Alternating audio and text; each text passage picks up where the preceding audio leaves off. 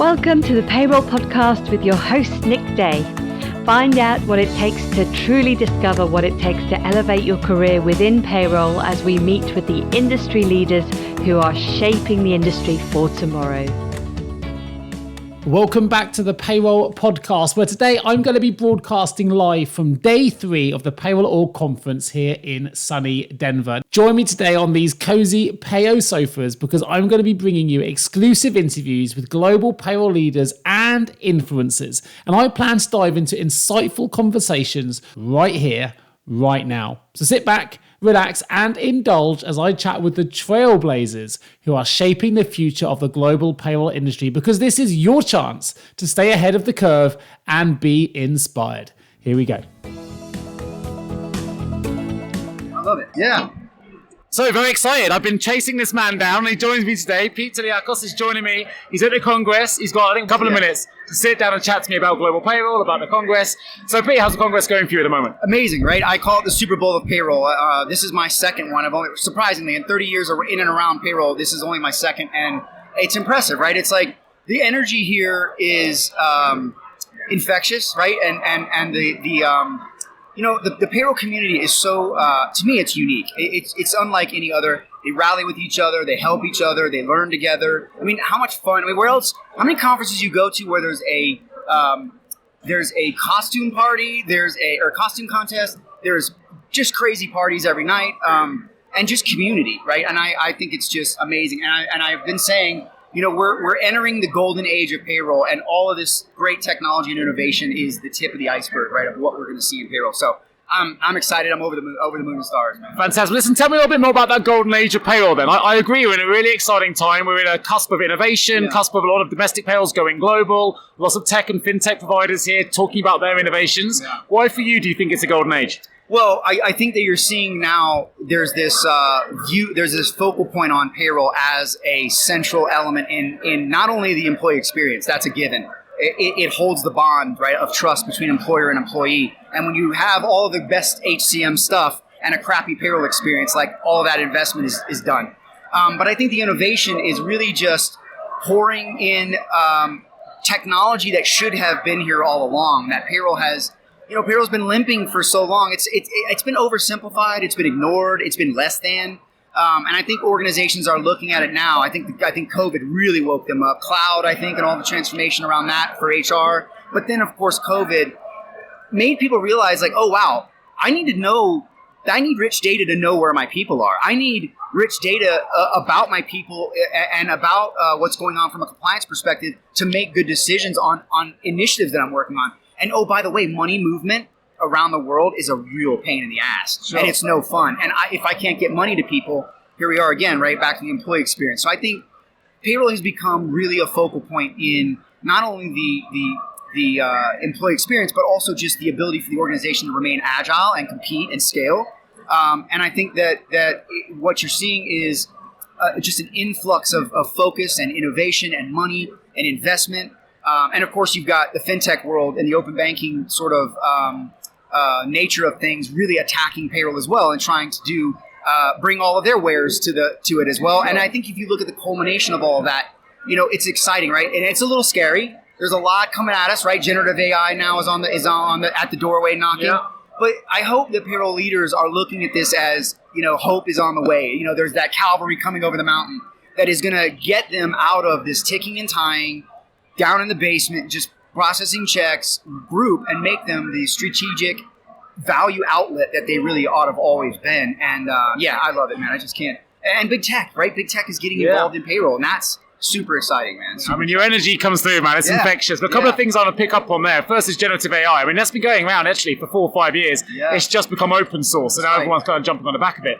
You picked up the comment there of being the employee experience. Now, I work in talent and retention as a recruiter, and I think this is a really important thing to talk about because actually, for the first time ever, payroll people now are starting to recognize that they can have an impact on talent and retention. Yes. And if they can retain more staff, if we can attract more staff into that business, that has a direct impact on the bottom line. Yeah. You talked about data. Again, if they're able to use and leverage data in a smart way, it's not just about paying money out to pay people compliantly on time. It's also about saving money for a business, which adds profit to a business. Yep. So how, from your perspective, how do you see the industry continuing to evolve? Because we've moved quickly, right, last 24 months, over the next 24 months. Yeah. Well, I think you're going to see more of this digital adoption, right? Companies have to transform digitally at all aspects of their work, at least of their product lines, but also in their back office, right? To stay nimble, to stay agile, to stay resilient for the next thing. And as we know, right, it's a very volatile world right now. There's a lot of uncertainty. There's a lot out there that is unknown.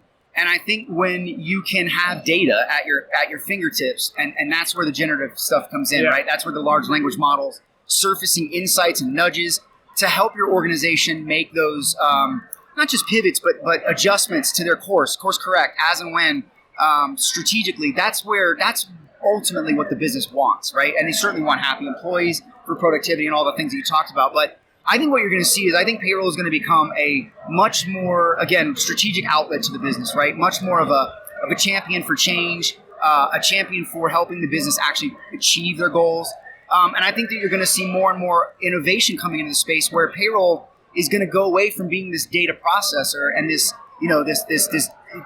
punching and ticking and tying, and be more of a augmented, innate, machine-enabled organization that has insights at their disposal to go and have conversations to make that change in the organization. And when you start to pair all that data with business data and operational data and compensation data and other HR data, you start to see things that the richest set is in payroll and often the most trusted. Let's face it. Everybody, something's wrong, they go tell payroll about it before they tell anyone. So I think that getting at that data and modernizing the way companies de-risk payroll and future-proof it. I hate that word sometimes, but prepare themselves for a resilient future. Payroll is at the groundwork of that.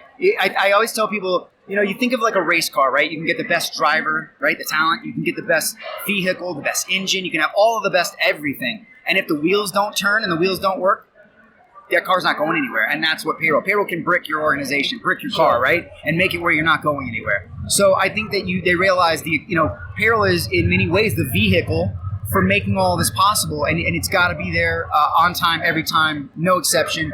And the data needs to be accessible to the organization to be able to do something with it. So I think you're going to continue to see more and more of that technology. And I think the role is going to change, right? The expectation of the role is going to become one that I think is going to be very creative, very emotionally intelligent, very adaptive, very much, analytic, right? And certainly very technically proficient as all of these things proliferate. But stop and think for a moment, right? That's where payroll, that's the core essence of a payroll leader. All of those things I just described, they have the ability to dominate in this new marketplace where AI is going to lift and do all the work, most of the work and the heavy lifting for you. And your human emotional intelligence capability is going to be able to be put on display. And that's where I think the payroll leader has got to get out of their comfort zone, adopt these things, and begin to transform themselves and evolve into something else. And so I think they're in a great position with the skill sets that they have. Yeah, I couldn't agree more. I think you've described the modern payroll professional, right? Yes. For sure. And I can tell that you're certainly embracing technology and payroll's going through a really exciting time at the minute. I'm going to use your race car analogy, right? So something I've seen as a recruiter in the payroll space in particular is there's been a lot of burnout in the industry. Yep. A lot of people that through the pandemic have worked really hard, really long hours, dealing with major transformations. Unappreciated. Now we know using your Formula One car analogy, right? A Formula One race is won and lost often in the pits. Yes. And the pits is the time where a car gets to change its tires, it gets to recover, right? Not many payroll people necessarily in this space have an awful lot of time to actually get that recovery they need before the next push. Yeah. I think the Congress supplies a little bit of that recovery time. But what would you say for those that are resistant potentially to some of the changes you talked about? Yeah. And also for those that maybe need a bit of recovery time but don't know how to find the bandwidth? Yeah, well, look, first I would say to those that are detractors right now or maybe recoiling a little bit from this, I understand. I'm a practitioner. I was a practitioner formerly. I've clicked the buttons. I've managed the payroll. I understand all of your pains. And I think that look, the DNA of a payroll leader is fundamentally control and risk management, right? Let's be honest. That's what it's about. It is about paying people, but it's also about keeping the company out of trouble. And I think that, when you think about all of the things that you probably would love to do, but you can't get to, this is the opportunity, right? And this is the chance to start becoming augmented. It's not going to replace you. It's not going to replace the payroll manager. It's going to replace the data entry clerk, right? But that clerk's job is going to become something new and something evolved and something more analytic. And so it's really not going to eliminate the roles as much as I think it is going to evolve the role. So embrace it, right? I mean, we all probably fought the internet, maybe, or we all fought whatever, sure. Right? There were all these stories in history where this will never work, but it will work, and it is working. There's a million, walk around this room, you can find a use case at each one of these booths. All of these innovations are having an impact, and there's no reason why you can't do it too. A lot of it is just psychological fear of change, right? And that's where I think you have to start looking at these things from a paradigm shift that says, hey, how can it help me do more? How can it help me do better? Because it's happening whether they like it or not, right? So get on the train. What about the burnout situation? The burnout situation. Well, work-life balance is important, right? Unfortunately, what I think you have, and I've noticed it in many of my conversations this week here, I did some podcasts for Daily Pay, and we had some practitioners and some executive leaders on. And one of the things I noticed is the contrast in how much different the experience is for the payroll leader, and even the payroll, the recipient, the employee, the customer. When the culture at the top is demonstrating payroll is a priority to us, and we know that, we see that, and we want it to be central to our employee experience and wellness, that there's a massive difference. So I always say there needs to be this bottom up, top down sort of meet in the middle. Management needs to help. Management needs to champion the culture and provide the investment. But payroll has to step up and be that strategic advisor and be that champion for change. So it's a meet in the middle, and it is going to take some out of your comfort zone for payroll. But I think that it's interesting to me, the dynamics of how these cultures help. So I think it has a lot to do with the culture that you're in, right? Take advantage of the things that the culture gives you in order to refresh and recharge, right? I heard some firms are now doing wellness days and things like this, right? Do that and have a balance, right? You're human beings. You matter. You're important. We need you healthy and ready to go. We can't have you, falling apart and getting tired. So take the time that you need.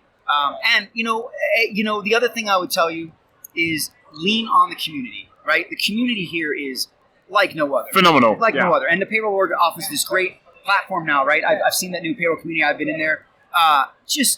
They look out for each other. Like everybody in here has been through something equally similar on a different scale, or someone has. You can find someone that can give you that help and maybe even give you some advice on how to solve some challenges. But I think you really got to take care of yourself, right? We need you. So take care of yourself. I mean, I would say to everybody, wellness is so critical. Work-life balance. Just to echo what you mentioned, really, a bit like a Formula 1 car, if you don't change your tyres, you break down. So you need to listen to Pete's advice. Yeah. For those that are enjoying Pete's energy as much as I do, listeners that enjoy my show, but can't wait 2 weeks to get my next one, you want to listen to more payroll content, you've got your own podcast as well, of course. I do. Tell us a little bit about your show. Yeah, HR and Payroll 2.0. I host that with Julie Fernandez, the legendary sourcing advisor. And we really give you, the two is a nod to the future, obviously. Sure. So we talk transformation topics. But we also get in there and have an analyst view and a consultant view. So I'm talking about the products that are shaping the market at this, 10,000 feet, and she's down on the ground actually making it work. So we bring that together to really just educate you. It is a very organic podcast. There's nothing being sold. It's purely educational, engaging, informative. Come in, learn with us. We don't script. We don't edit. We just cut up and be ourselves, and we share what we know, right? We share those moments like when we give webinars and there's questions and answers at the end that we can't get to all of them. This is that, right? We take a topic and we dive into it. So we keep you up to date on what's going on in the market. I give you my perspectives of that. Julie and I talk that in context with what's going on in her world. And then we talk some sort of subject from both viewpoints. And we're finding it's a lot of fun, man. So yeah, we appreciate it. Nice. Well, if you're already subscribed to the Payroll Podcast, go and check out Payroll HR 2.0. Subscribe to that as well. We could do with raising the profile of payroll for everyone, right? That's what we're trying to do. Absolutely. So last but not least, what I've got here for the moment, what's been your highlight of the Congress so far? Highlight, it's the people. It's these conversations, right? It's the moments when people stop me in the hallway and say to me, hey, Sarah was just here, right? Yeah. Sarah stopped me a few years ago and said, hey, your talk on earned wage access inspired me to have a conversation with my boss, which inspired us to go in and look at earned wage access. And now we have earned wage access in place. And now we're thriving with it. So that's really enriching for me, because then I feel like, I'm not just out there doing this for nothing. It's actually people are listening and taking action and making an impact. So for me, it's the people. It's just, seeing everyone's face, and how many times do you walk down the hallway here and it's like, and you're waving and you're hugging and you're not getting anywhere, right? Because he literally just waved at someone as he said that. You couldn't make it up. The legendary Patricia Fripp just walked by. Hello, Patricia. Do you want to say hello on the Payroll Podcast? How are we doing? How are you finding the Congress so far, Patricia? Absolutely incredible, and my sessions were exceptionally well received. I have absolutely no doubt. What were your sessions about? The first was how to deliver powerful career building, or what was it, advanced career building presentation skills, and the other was selling yourself and your ideas. Fantastic. Well, that's a great example. Literally, Peter was just walking past. This is the goat right here. Pete saw her, he's pulled her over. This is what the payroll community is about. Everyone just waving, pulling everyone in. Everyone's so supportive. It's about the people. It's about the people. It's about the people. Right? So it's about the people. Always. 100%. So I guess I should ask you both while I have you both with me. What do you think of the payroll rebrand? The payroll or PAYO? What I trust is that Dan Maddox and his team have more vision, especially Dan, than most associations, and I have confidence in the decision. So therefore, I think it's a superb idea. Great response. What about yourself? I think it is very symbolic of the fresh start of bringing their organizations tighter together, the GPMI and the APA, and really, showing themselves as, the payroll organization of the world, right? And I think, you look at that symbol of the new branding, it's very, very global. I think it's very refreshing. I think it symbolizes the next phase, right? The next 2.0, right? Payroll 2.0. Payroll 2.0. The 2.0 of the payroll org is definitely, I think, reflected in that brand. Sure. Well, listen, I know both of you are in demand with everybody wanting to connect and everything else. So, huge thank you, Peter Tiliakos, for joining me today. I was really keen to join you. Lovely to meet you, Patricia. It's my first time we've met. Really, yes. And you are a famous person. You are Nick Day. I host the Payroll podcast, and we're going to have you on the Payroll podcast in very now. I have just met Patricia Fripp, who I understand is the goat of payroll speaking. Absolutely. There we are. Yes. Heard it here first. Hands down. Fantastic. And look, there is a handsome man taking our photograph. There we go. Super. I love being surrounded by brilliant, handsome men. So now I'm joined by Barbara Youngman, who's at Toyota. We've just had a really brief chat, and I have to say, usually Barbara will be doing a talk at one of these congresses, right? But instead, she's going to be talking to me. She's got a bit of a break. But for those that can't see, she's got a lot of lapels here. We've got shared services, National Speakers Bureau, Ask an Expert, Champs, Board of Directors, and more. Barbara, tell us about who you are, why you're at the Congress, and what have you got out of it so far? Oh, wow. So I'm a payroll manager, and everyone says they fell into payroll, but I think I picked payroll. Love that. But I come every year. I would not miss it. I even have told people that if your employer doesn't pay for you to come, then it is worth your savings to save and come yourself. And if you don't invest in yourself, why is your employer going to invest in you, right? So, and then you can take it back and show them why it's so important to be here and network. And APA has made me who I am on a professional level. So it's just awesome. And So what are some of the things in the past that you've actually presented on? What are your areas of expertise? overpayments. Okay. So that is that's such a complicated subject for all employers to determine how to get an overpayment back because it's different in all 50 states. Sure. So I've done pay cards years back. I used to be in the hospitality. I used to do restaurants. So I've taught hospitality and tips and restaurant payrolls.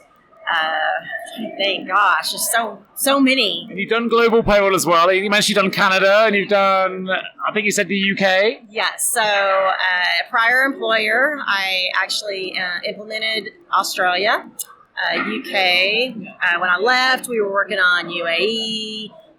Currently, I have a plant in Canada, so I handle the Canadian payroll, and I have a team here that helps me do that. I'd never done Canada before, so it was a jump in and learn it. So what was the biggest challenge then of learning Canadian payroll? Oh my gosh. It's somewhat easier than the US. Okay. Actually, which I love. The hardest part has been the ROE. I hate that form. What about someone then, a lot of people here at the Congress, they've just got domestic. You said you've done 50 states, you've done international payroll, of course, in several countries. Maybe their company's thinking about going global, or there's opportunities they may have to do global in the future. There's a nervousness, they haven't done it before. What advice do you give to that kind of individual who doesn't quite know where to get started, but is going to have to adjust? No, that's a really good question, and companies are going global every day, right? I think they'll come to you and say, hey, we're going to open here, right? So what I did, before I even was in the global community, took the APA classes. There's a certification class you can take for global payroll. I actually took it twice. Okay. A couple different years because it's just so much information to take in, right? So, of course, was part of GPMI, of course, payroll org now, right? So subscribe to that network. I have people that I can contact that I know that have information that I need. You know, Mary Holland is one of them. Linda Overton is another one. But if I can give anybody a contact now, you know, and I talk about networking here at the conference. It's finding your international network, and it's finding not just the domestic, but and it's just it's learning, going to the websites, going to different countries, you know, reading about anything that you can. That's what this Congress can do. I spoke to two people individually yesterday. Both had a Costa Rican payroll, and both said they were finding it challenging. So I was able to bring them together yesterday and say, look, I think you guys might want to have a chat. Now, I don't know where it's led, but that's what this Congress is all about. People peer-to-peer sharing, people helping each other, communities. I see you're wearing a yellow badge. Tell me more about that. I know what it's about, but tell our listeners what the yellow badge means. Because that's about networking communication, isn't it? It is. It's the yellow dot moment, right? That we weren't supposed to put this on unless we had an idea that came to our head. So I have so many right now. So one of them is I was in a session about deceased wages. That's something that we have to work on when we have deaths, you know, of our employees or team members, and it can be a challenge. But one of the things. The other supervisor that's here, manager that's here with me, we kind of looked at each other and we're like, this is bigger than just payroll. We need to go talk to all the other departments that are impacted, HR and benefits, and we need a checklist. You know, we need to not be working in silos when it comes in to work with the family and what are the steps and what do you need, and we need to come together and not have those silos. Cross collaboration, I mean, that's one of the things a lot of people are talking about. If we're going to raise the profile, we need to work in partnership with those other functions, IT, HR, finance, and things like that. And I think there's a collective community spirit about doing that today at this Congress at the minute. The industry seems to have shifted. Yeah, no, 100%. And that's what I love. Like, I like sitting down at a table and finding out, okay, what state are you from, right? Because if you have questions about that state, what systems do they use? Their timekeeping systems, their payroll systems, you know, do they outsource their taxes, their garnishments, their verifications? And then finding that connection and go, okay, what are your pain points? You know, what are my pain points? Or how are you doing this? Or how are you doing that? Because we're not divulging any company secrets, right? It's processes. So that's, you know, that's what it's all about. What's been your highlight so far of the Congress? We're on day 3 now, so what have you enjoyed most so far? Oh my gosh, that's a hard question. It's just the people and meeting new people. You know, as a board member, I really try to go up and talk to others that have the red dot, right? Yeah. So red dot stands for Congress Virgin, let's be honest, first time here. Yeah. Yes. So just talking to them, getting to know them, getting them connected. Like, I met somebody this morning, and first time here, but she's been in payroll for years. And she's like, how do I get those ribbons? I'm like, let me tell you. So, you know, I'm connecting her with others. I'm getting her involved in 2 other committees.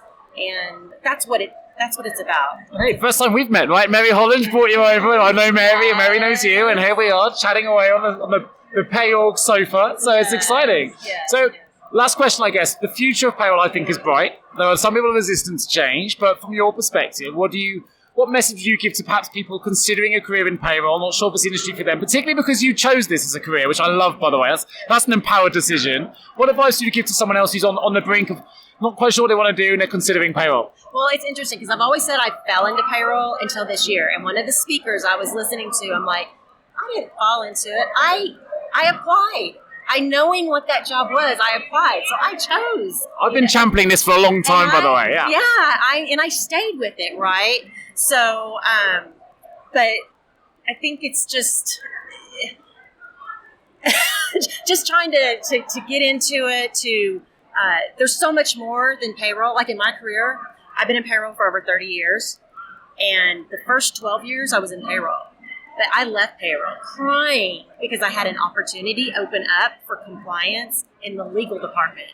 So I went and worked in the legal department for 10 years as the payroll expert, that compliance person. I built a wage and hour team. I was a director when I left there. Was with that company for 21 years. And I finally left. And people you can't be afraid to leave. You know, if you don't leave, you're not going to grow. Sure. And it made it so much easier because I've worked at 4 different companies now. I'm very happy where I'm at now, but I wouldn't have had all those experiences. Well, those decisions led you to where you are now, and you're very happy, right? As a recruiter, I get it. I see people move all the time and the opportunities that can bring. Yeah, and that's not bad. No. I think, and I have a daughter-in-law who has really taught me a lot. She's a millennial. I don't like using that word, but she's younger, and she's taught me so much about moving because she moves. She's in the IT industry, and us older individuals, more tenured individuals, we look at if you leave, you're not loyal, right? That's not how it is today. The average tenure in the UK in a payroll job is 2.7 years. See, and that makes complete sense, in her career. But I envy that. I envy the younger generation coming up because they're not afraid and they're looking for that place to belong. And if they're not happy, they leave. That's awesome. That's wonderful. I think more people need to do that, and they need to find a home that fits for them and the lifestyle and the work. And, I think more people need to do that. So. Well, I'm glad we've connected. I'm glad Mary Holland brought you over to have a chat with me today. So thank you for joining me on the show, and I hope you enjoy the rest of the Congress. Thank you so much. I really appreciate it. Thank you, Barbara. Have you ever asked yourself, how can I recruit payroll staff effectively? Please don't give up on your recruitment project just yet. Here at JGA Payroll Recruitment, we appreciate the difficulties associated with attracting, recruiting, and retaining top payroll talent. We also understand just how costly a poor payroll hire can be. JGA Recruitment are a niche payroll recruitment agency who will partner with you to resource payroll candidates who will improve both the accuracy and efficiency of your payroll department. Contact us today on 01727 800 377 or visit jgarecruitment.com to find out more. Hello and welcome back to day 3 of the Payroll Org Congress. I'm delighted to have Mark Oliver-Fiedler with me, CEO of Payzaar. So Mark, tell us about the Congress. How's it going for you today? It's been a great show for us so far. This is, I think, our 4th Congress that we've come to, and I think they get better and better in terms of the organization, the level of engagement with people that come out and try to find out what's happening, some of the new trends in payroll. Obviously, there's lots of domestic vendors, but also I think more and more international, global payroll, I think, is becoming a bigger theme. Sure. And I think that's very exciting to see. So we've been meeting lots of new people that are curious about what's happening in the global payroll space and our specific model, our open platform model. So it's been a great show so far for us. Fantastic. You mentioned the global payroll space. I know you've got your own podcast as well, so you're well versed in talking about the challenges that people are facing in the world of global payroll. What do you see as being the biggest challenges that people need to prepare for as we go into the future? Well, I think global payroll has always been complex, right? The moment you cross borders, you're facing new laws, new legislation. You're going to be dealing with different vendors. If you're going to outsource your payroll, you're going to have to find new vendors that are probably not going to be the same ones that are serving your home market. So that creates challenges in terms of managing your processes, managing your data, so you have to basically start to strategize. How are you going to set yourself up to be able to scale? Because typically, once you start expanding internationally, it's usually not just one country, but you add more and more countries. And by the time you're probably in country number 7, 8, 10, that sort of complexity of managing lots of different countries quickly becomes unwieldy. And so I think at that point, that's where companies start to realize we need to, have a proper setup. And proper setup means you need to establish some common structures, right? And that's just inherent to how payroll runs. It's not going to happen on its own. So you need to put some concerted effort into figuring out what can be standardized, what can be set up centrally, and what still needs to be done locally. And so we're working with lots of clients that are maybe right at the cusp of that transition, or maybe have already transitioned into a model like that, but are realizing that the existing setup is not giving them the value that they're looking for. Sure, I see the doors have just opened. You can hear the crowds, you can hear the background noises start to sweep in. So what would be a sweet spot client for you? Let's say I'm a payroll manager walking into the expo right now. Maybe I've got a US payroll, as you mentioned. I'm about to scale. I'm suddenly just finding myself with new global locations I'm going to start to manage. I'm not quite sure where to start. Yeah. Tell me about what the process would be and why Payzaar might better solve their solution. Yeah, for us, typical clients are clients that have already internationalized, ranging anywhere from a few hundred employees across maybe 4, 5, 6 different countries, all the way to tens of thousands of employees. In I think our largest client is in over 85 different countries. So there's a pretty broad range. The challenges are obviously quite different, and the reason someone would look for a harmonized global payroll solution, for someone who's just expanding, there's just a need to sort of put manners onto the processes, put structure and order into how they're expanding internationally. For someone who's already very large and maybe has been international for years, for decades, typically drivers are a bit different. They're looking maybe to drive more efficiency into their organization. They're trying to get more central oversight and control in terms of how they're overseeing what's happening in the payroll organization. There's a lot of interest now, I think, which is exciting, in making more and better use of data. Sure. So we're seeing that happening, that CFOs, finance directors, HR directors are starting to see the unique value that payroll data brings to the organization.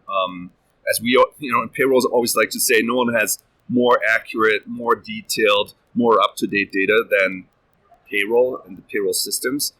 It's just a challenge to get the data out of the payroll systems and make sense of all that data that typically we're sitting on in the payroll environment. And that's again where a central harmonized payroll platform like the one that we're building can be of tremendous value to help you basically access that information and make more use out of the payroll data that you're managing in the organization. Sure. For someone who, as you say, founder of Payzaar, that you're supporting people across multiple countries, what countries cause the biggest challenges for you, or the biggest headaches, shall we say?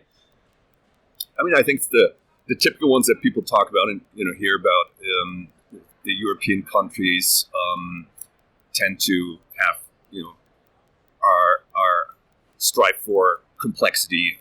You have France is a typical complex payroll. Italy, Germany, but I think while that sort of drives some issues per se in terms of just staying on top of the local compliance, anywhere where you run payroll, you have some fundamental complexities and challenges, right? One I would mention is how do you get the data out of your HR systems into local payrolls, right?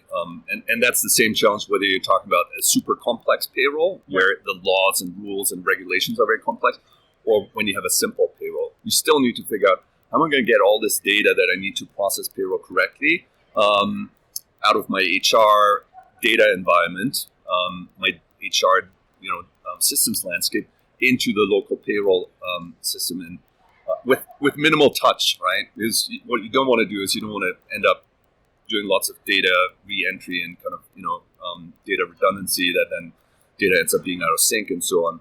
So while there are certainly countries that are more complex in terms of staying compliant than others, I think we're dealing with a lot of clients that have just fundamental data challenges, no matter where they're processing payroll, and need better tools, better technology in order to help them master those challenges. Cool. So I'll bring it back to the expo here. We know it's a rebrand. We've gone from the APA and GPMI into Payroll.org. What's been your particular highlight so far?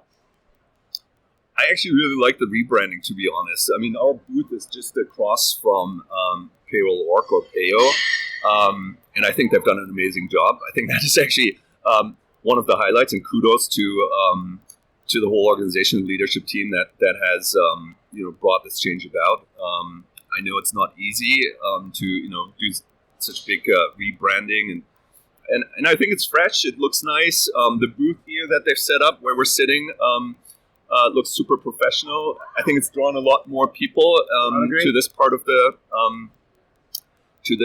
expo. I think other highlights, already mentioned that I think we're seeing a lot more international interest, and that's great for an vendor like ourselves, being a bit selfish here. But I think even people that maybe are currently not running a global payroll yet, we've seen a lot of people come by our booth and saying, I'm thinking about it, maybe we're getting ready for it, or I'd like to find a role in a global payroll organization. Tell me a bit more about how that works and what your experience is. So I think the world is becoming smaller, right? The pandemic has brought all of us closer together in many ways, and maybe pushed us out of our normal domestic environments. And I think it's great to see that reflected at a conference like this as well.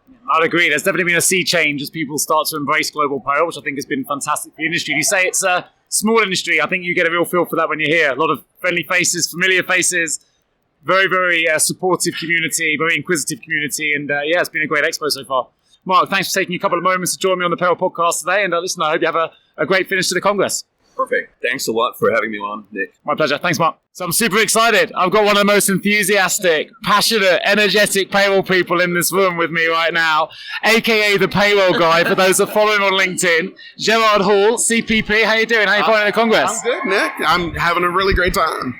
How would you, you've got all this passion. How would you sell this Congress to someone that perhaps hasn't been before? I mean, it is very energetic. I mean, if you think about it, of course, in the payroll world, people think we're just a bunch of stuck-up accountants, but we really have a good time, and it's really a safe haven of our people enjoying having a good time and networking, but of course, getting educated. So, talk about the education piece then. What's been the talk that you've been to that's most inspired you, or the one you've taken away most from? So, I love the fact that the IRS and the Department of Labor actually come to this conference and give us all hot off the press information, which lets us know what's coming down the pipeline, so that we're better prepared and more equipped to be able to do our jobs. Nice. Now, obviously, we're sat in the payroll org sofas here, right? A little bit of the expo that gives a little bit of comfort. The reason they obviously rebranded, they brought the APA and the GPMI together into one brand. Right. Obviously, that's a bit of a nod to the fact that domestic US payroll, a lot of them are going global. Absolutely. Where are you? Where do you see the future? And is global part of your remit at the minute? And if not, do you think it might be in the future? Yeah, most definitely. I think this was a great transformation. It gives us a lot more insight to know that we're, like you said, we're not just American. Payroll is no longer just an American thing. It's a global thing. And so even if you're not doing global today, you're probably going to do some in probably the next 5 years. And so I've talked to a couple people who have been very like, I don't want to do global. It's like, okay, you may not have a job in payroll if you just want to stick to a bit, so you're closing yourself off. So I'm really excited to see this transformation. You've got a lot of energy, a lot of passion for this profession. How would you sell the profession to someone? A lot of stuff going on in the background here. You've got to pick that up. How would you sell this profession to someone who perhaps is considering payroll as a career? Yeah, so I'm always, as you say, I'm an evangelist for this. And, again, people think, oh, it's accounting. And even when you go to school, people are just like, I want to be a CPA, or, I want to be in public accounting. It's like, there's actually a great niche window in payroll where you can have a really solid career and everybody has to get paid. So, I mean, the chance of you not having a job in this arena is pretty slim. So it's really something that I want to bring a lot more attention to and a lot more focus to realize that you can really make a great career out of payroll, because most of the people you talk to in payroll, they're like, I just kind of fell into it. And I want that to change. I want people to literally go out and want to be a payroll person. 100%. We've got to own the choice, right? No need to be shamed about it. We only say we fell into something if we're a little bit shameful for it. We don't quite fully commit to what we're part of. But if we own this profession and say, I'm proud of being payroll, we can choose it. We can choose it. So as you call yourself the payroll guy, tell me about that. So it just came about, I started answering questions on social media, helping people out. And then, I didn't even think, excited to help people because I love payroll. But then it's just like, you know what? I need to kind of create a name with it. My name being Gerard, people mispronouncing it and not remembering. It's like, I need something that's going to stick to where people are like, okay, I know that guy.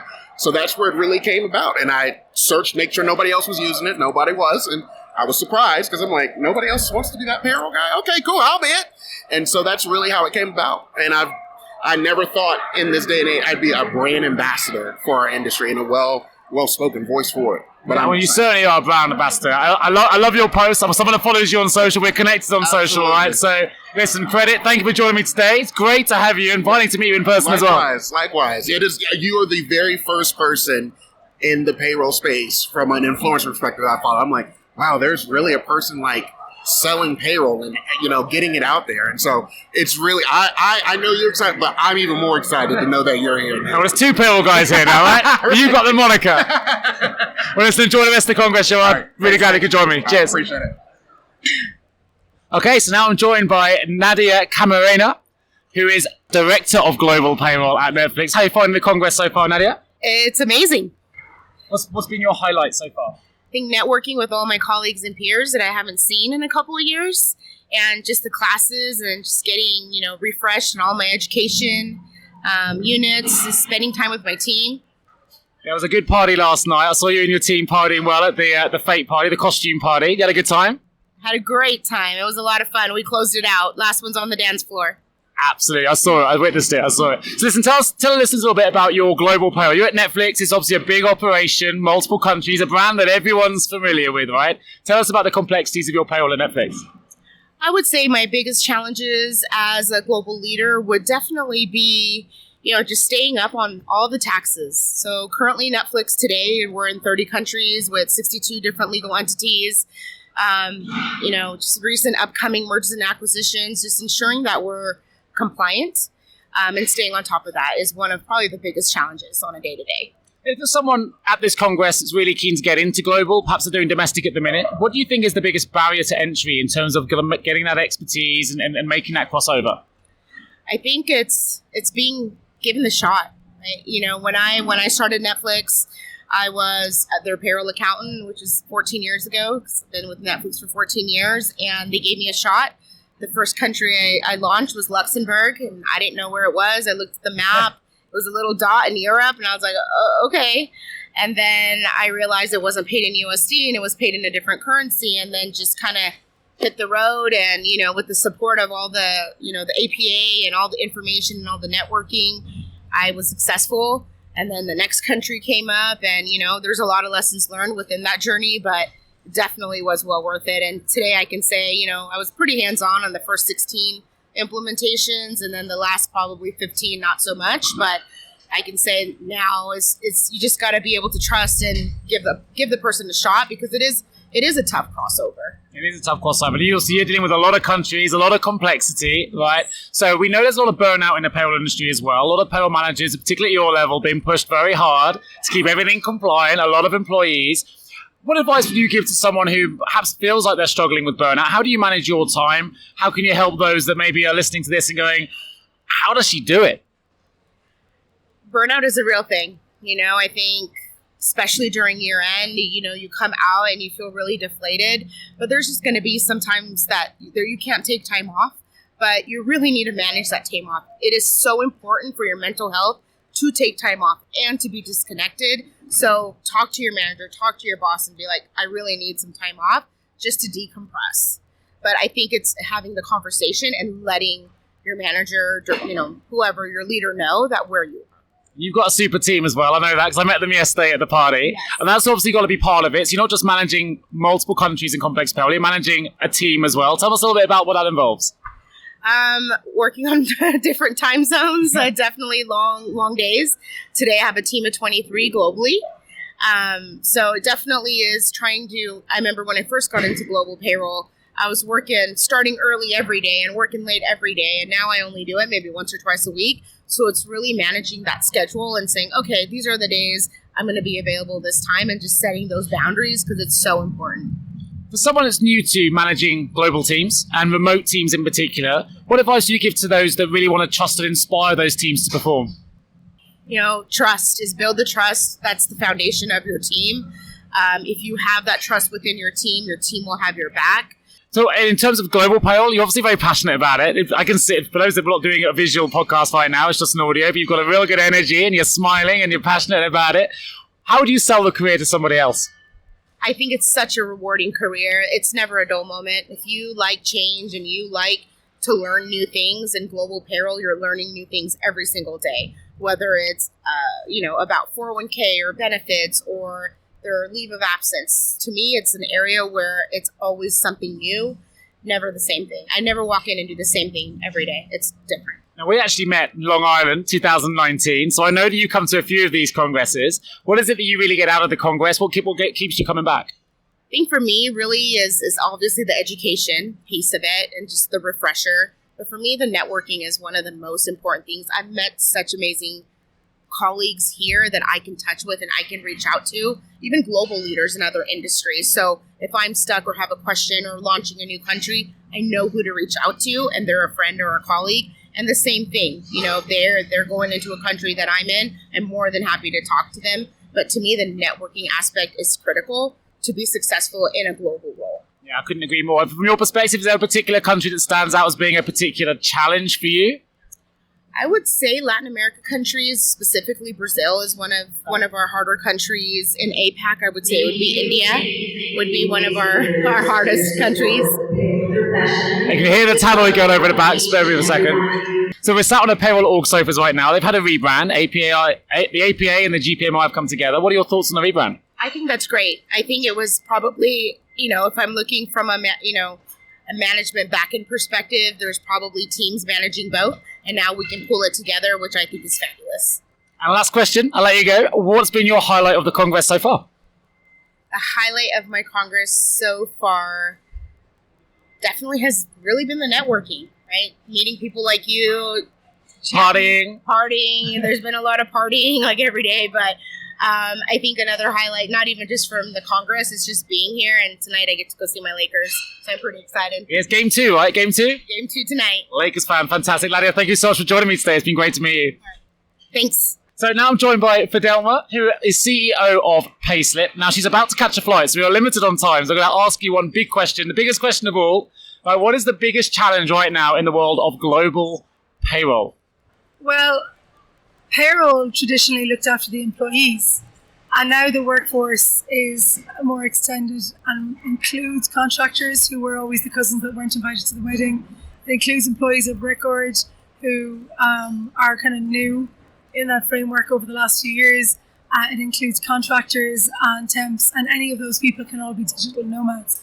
So the payroll function has a broader scope, has more complexity in it, and there's a lot more data that needs to be collated, tracked, organised, and included for computations and reporting purposes.